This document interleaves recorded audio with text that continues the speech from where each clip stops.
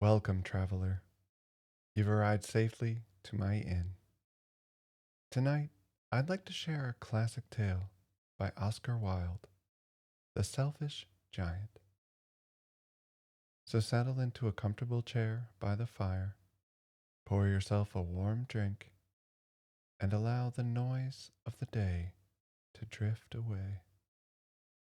For the next few minutes, we'll step into a quiet garden where an old giant learns an unexpected lesson about kindness, friendship, and the changing seasons. Cuddle up and get cozy. Let's begin. The Selfish Giant.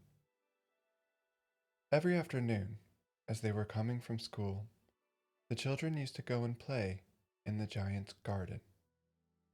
It was a large, lovely garden with soft green grass.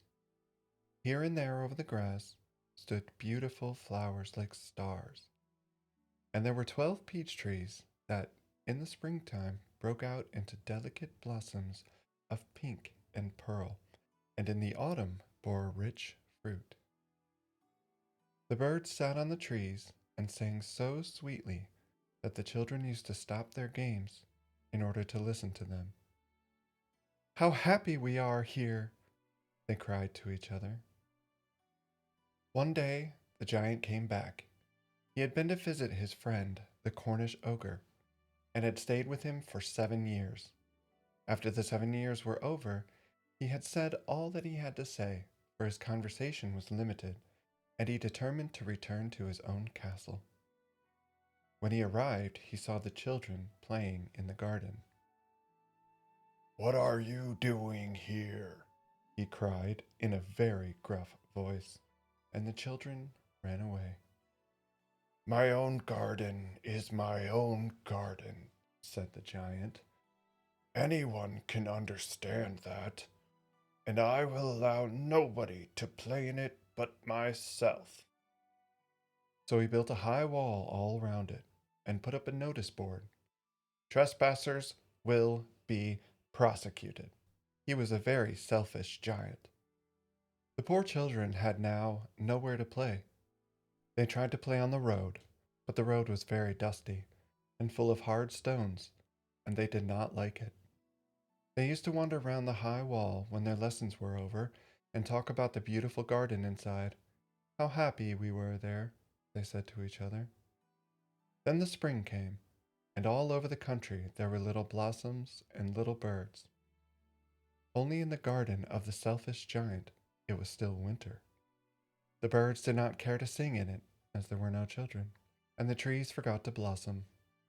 Once a beautiful flower put its head out from the grass, but when it saw the notice board, it was so sorry for the children that it slipped back into the ground again and went off to sleep. The only people who were pleased were the snow and the frost. "Spring has forgotten this garden," they cried, "so we will live here all the year round." The snow covered up the grass with her great white cloak, and the frost painted all the trees silver. Then they invited the north wind to stay with them, and he came. He was wrapped in furs, and he roared all day about the garden and blew the chimney pots down. "This is a delightful spot," he said. "We must ask the hail on a visit." So the hail came. Every day for 3 hours he rattled on the roof of the castle till he broke most of the slates, and then he ran round and round the garden as fast as he could go. He was dressed in gray, and his breath was like ice. "I cannot understand why the spring is so late in coming," said the selfish giant as he sat at the window and looked out at his cold white garden. "I hope there will be a change in the weather." But the spring never came, nor the summer. The autumn gave golden fruit to every garden, but to the giant's garden she gave none. "He is too selfish," she said.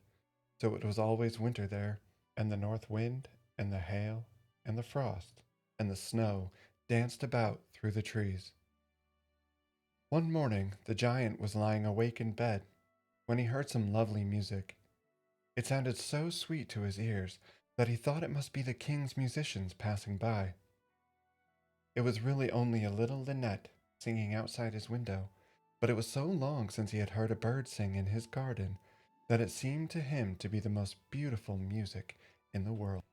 Then the hail stopped dancing over his head, and the north wind ceased roaring, and a delicious perfume came to him through the open casement. "I believe the spring has come at last," said the giant, and he jumped out of bed and looked out. What did he see? He saw a most wonderful sight. Through a little hole in the wall, the children had crept in, and they were sitting in the branches of the trees. In every tree that he could see, there was a little child. And the trees were so glad to have the children back again that they had covered themselves with blossoms and were waving their arms gently above the children's heads. The birds were flying about and twittering with delight, and the flowers were looking up through the green grass and laughing. It was a lovely scene, only in one corner it was still winter.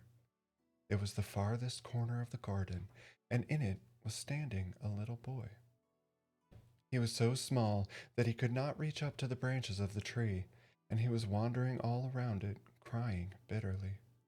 The poor tree was still quite covered with frost and snow, and the north wind was blowing and roaring above it. "Climb up, little boy," said the tree, and it bent its branches down as low as it could, but the boy was too tiny. And the giant's heart melted as he looked out.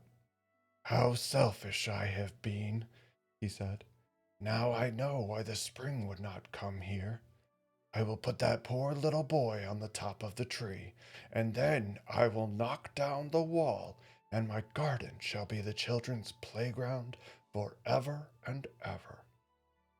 He was really very sorry for what he had done.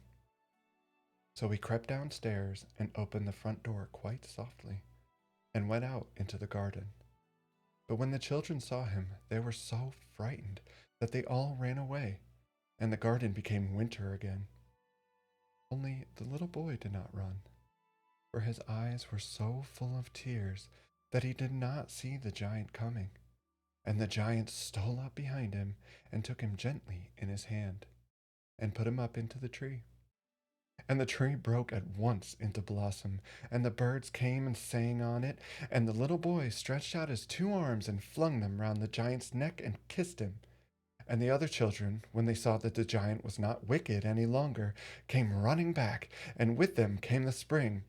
"It is your garden now, little children," said the giant, and he took a great axe and knocked down the wall. And when the people were going to market at 12 o'clock, they found the giant playing with the children in the most beautiful garden they had ever seen. All day long they played, and in the evening they came to the giant to bid him goodbye. "But where is your little companion?" he said. "The boy I put into the tree." The giant loved him the best because he had kissed him. "We don't know," answered the children. "He has gone away." "You must tell him to be sure and come here tomorrow," said the giant. But the children said that they did not know where he lived, and had never seen him before, and the giant felt very sad. Every afternoon, when school was over, the children came and played with the giant. But the little boy whom the giant loved was never seen again. The giant was very kind to all the children, yet he longed for his first little friend, and often spoke of him. "How I would like to see him," he used to say. Years went over, and the giant grew very old and feeble. He could not play about any more, so he sat in a huge armchair and watched the children at their games, and admired his garden. "I have many beautiful flowers," he said, "but the children are the most beautiful flowers of all." One winter morning he looked out of his window as he was dressing. He did not hate the winter now, for he knew that it was merely the spring asleep, and that the flowers were resting. Suddenly he rubbed his eyes in wonder and looked and looked. It was certainly a marvelous sight. In the farthest corner of the garden was a tree quite covered with lovely white blossoms. Its branches were all golden, and silver fruit hung down from them, and underneath it stood the little boy he had loved. Downstairs ran the giant in great joy, and out into the garden. He hastened across the grass and came near to the child. And when he came quite close, his face grew red with anger, and he said, "Who hath dared to wound thee?" For on the palms of the child's hands were the prints of 2 nails, and the prints of 2 nails were on the little feet. "Who hath dared to wound thee?" cried the giant. "Tell me, that I may take my big sword and slay him." "Nay," answered the child, "but these are the wounds of love." "Who art thou?" said the giant, and a strange awe fell on him, and he knelt before the little child. And the child smiled on the giant and said to him, "You let me play once in your garden. Today you shall come with me to my garden, which is paradise." And when the children ran in that afternoon, they found the giant lying dead under the tree, all covered with white blossoms. The